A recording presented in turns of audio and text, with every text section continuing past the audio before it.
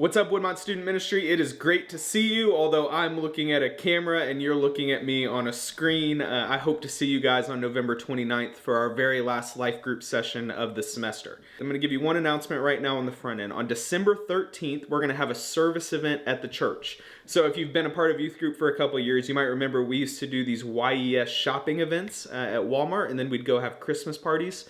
Last year we changed that a little bit and just had Christmas parties, but this year we're going to add back the service element to it. So on December 13th, we're going to be partnering with Julie Obregon and Caring Ministry and doing a service project at church, and then we will have some kind of socially distanced Christmas party after that. So you'll get more details about that in the coming weeks, but I wanted to give you a heads up. So this is our last life group of the semester. This week, we're going to talk about John 11 for class. So let's get to it. So this week for life groups, we're talking about John 11. And admittedly, this might be a little bit of a strange passage for me to pick. This lesson might be a little bit heavier. We're going to talk a little bit about death. But I'm going to try to keep it light and do my best. But I do want to warn you here on the front end. This is going to seem like a strange pick for this week. But I think I'm going to tell you here on the front end exactly why I picked this. So as we process the last couple months, the last 9 or 10 months and what it's been like for us, it's inevitable that loss is a part of it. You know, we had a lot of things get canceled. A lot of you aren't even back in school yet.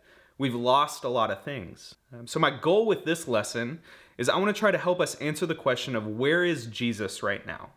What is Jesus doing? Maybe you're wondering, why isn't Jesus doing more? Well, I hope that this lesson will be helpful with that. So I'm going to go ahead here on the front end and give you the point of my lesson. I'm going to put it up here in the corner, hopefully, if I can figure out how to do that in editing. I don't actually know if that's possible. But I'm going to give you the point of my lesson right now. So when I create lessons, I learned this in college from a professor, I try to have 2 points. The first point is, what is the Bible saying? What's the biblical point? In context, what is the Bible trying to teach the original audience? And then the second thing is, what is the cultural point? In other words, what might the Bible be trying to teach us today? So I believe one of the things that the Bible is trying to say here in this story in John 11, which I'm going to tell you about in just a minute, is that Jesus sits with us in our pain. And I believe that maybe what the Bible is trying to tell us today is that Jesus knows how this story ends. So let me set the stage for us real quick. So let me try to set the stage here. In John 11, there's 4 main characters, and I want to introduce you to all of them. So the first character we meet is Lazarus. We don't know a whole lot about Lazarus other than the text tells us that he was a friend of Jesus. It says that Jesus loved Lazarus. And all that we know from this story is that Lazarus gets sick. So I'm going to put Lazarus here. He's character number 1. Character number 2 and character number 3 go together. So here's the 2 other characters. They are Mary and Martha. I have Mary and Martha upside down. Mary and Martha are 2 sisters. They are followers of Jesus that you read about all through the gospel stories. And Lazarus is their brother. So they hear that their brother is sick. They are with their brother, and they get concerned about what's going to happen with their brother. So they will go next to Lazarus. And then finally, the 4th character in our story is Jesus. Yeah, it's that Jesus that I'm sure you know about and that we talk about a lot. He's the big gummy bear. So he goes here. So remember, about all that we know about Lazarus is that he's sick. We don't know a whole lot else, but we know that he gets really, really sick.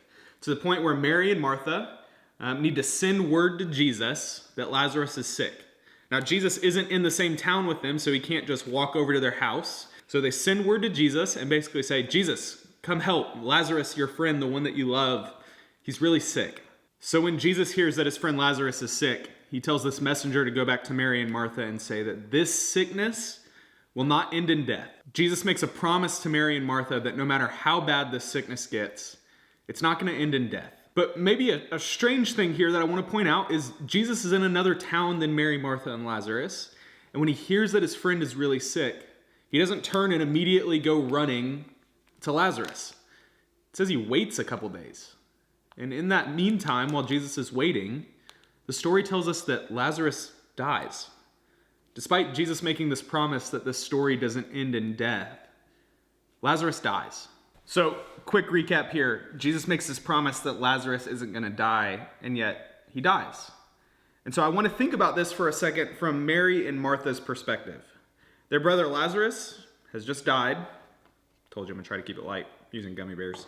They just heard that their brother died. They're with their brother. They watch him pass away. And yet they had just heard Jesus say that he's not going to die. So think about it from their perspective for a minute. So if you were in Mary and Martha's shoes, put yourself in their shoes for just a moment, how do you think you would feel?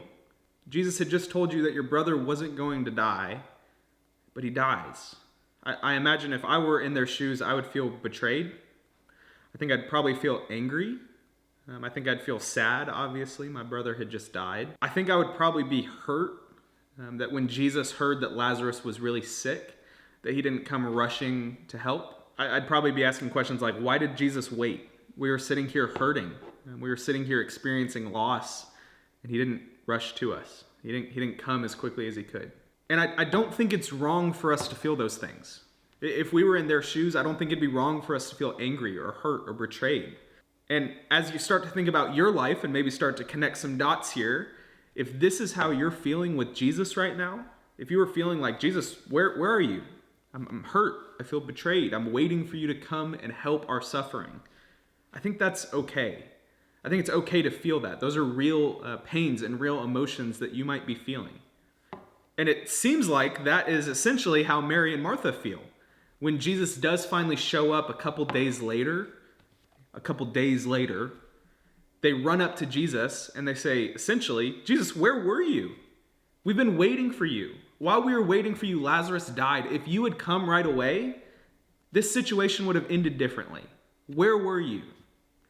You said he wouldn't die, but here he is, dead.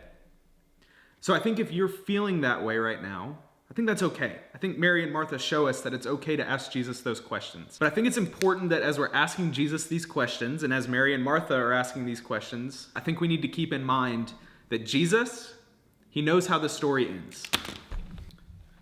So let's keep going with the story here and maybe change our perspective a little bit. Let's look at this from, how does Jesus respond? What does Jesus do when he sees Mary and Martha so upset with him that they feel like he let them down?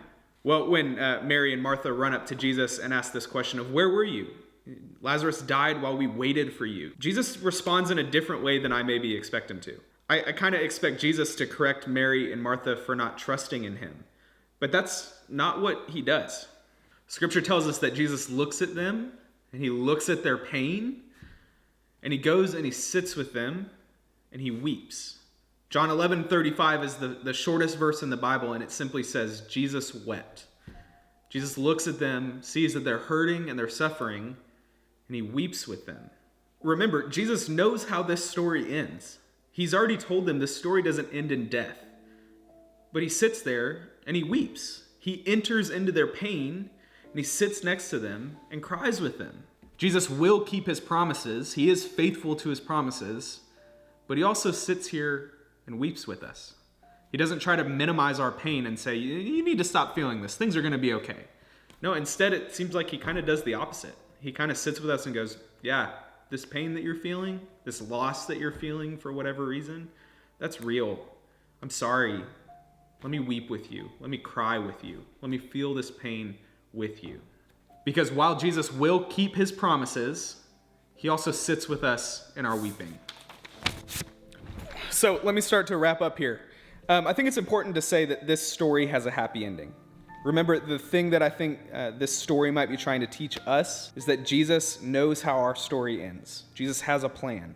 And in John 11, Jesus keeps his promise. His promise was that this story doesn't end in death, and he keeps it. Jesus goes and he raises Lazarus from the dead. And so I think maybe one of the things that this story is trying to teach us is that Jesus keeps his promises to us too. Jesus promised us that there will be redemption for our world and resurrection for our bodies. And I believe that Jesus is going to keep those promises. And so while I have faith that that redemption and that resurrection is coming and that is the hope that we have to hold on to, that doesn't take away that we experience pain in this world.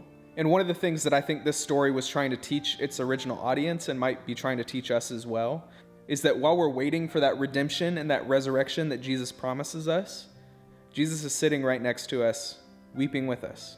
He's feeling that pain with us, and he's not trying to run away from it. Jesus is with us while we wait. We are not alone in our pain. So who is Jesus, and what does this story have to teach us about Jesus? I think two things. I think number one, I think it teaches us that Jesus is with us in our weeping. He feels our pain with us. He doesn't try to run away from it. And the second thing that I think this story is teaching us is that Jesus is faithful to his promises. He doesn't forget them. He doesn't run away from them, but he's faithful to the promises that he's made us. So I've got a couple things that I want your group to do this week. What are your life group questions going to be like, you might be wondering? Well, I think a helpful place to start might be reading the story. So if you or your group are up for it, I'd recommend you start by reading John 11, 1 through 44 is where the story is. And as you're reading it, ask yourself the question, what stands out to me? Maybe a second question that you could ask is, Jesus knows that he's going to keep his promises to Mary and Martha, but he still sits next to them and he weeps. Why does he do that? Maybe a third question that you can think about on your way to life groups is, have you ever felt like you've been in a place where you're waiting on God or Jesus to fulfill their promises to you? Have you ever been in a place like Mary and Martha where they're sitting there going, where's Jesus? I'm ready for Jesus to get here and to do what he said he was going to do. Have you ever been in a place like that? If so, how did that story end? Or is that story still going on? Maybe a good last question for you to ask and for your group to end on is, I want you to think, what have you seen God do in the past that made you believe that God is faithful to you, that he's faithful to his promises? And how did you, thinking of that story, or how did God coming through for you in that moment, how does that give you faith that God will continue to be faithful to you in the future? How does that give you hope that God's gonna come through for you? You gotta flip them twice. It's the best way to make egos. So I think that's all I have for life groups this week. I will see you guys on November 29th at church. If you want to call in on Zoom, you are welcome to do that. I love seeing you guys on Zoom. But otherwise, I think that's it. I hope you guys have a great Thanksgiving. I love you. I can't wait to see you soon. Bye.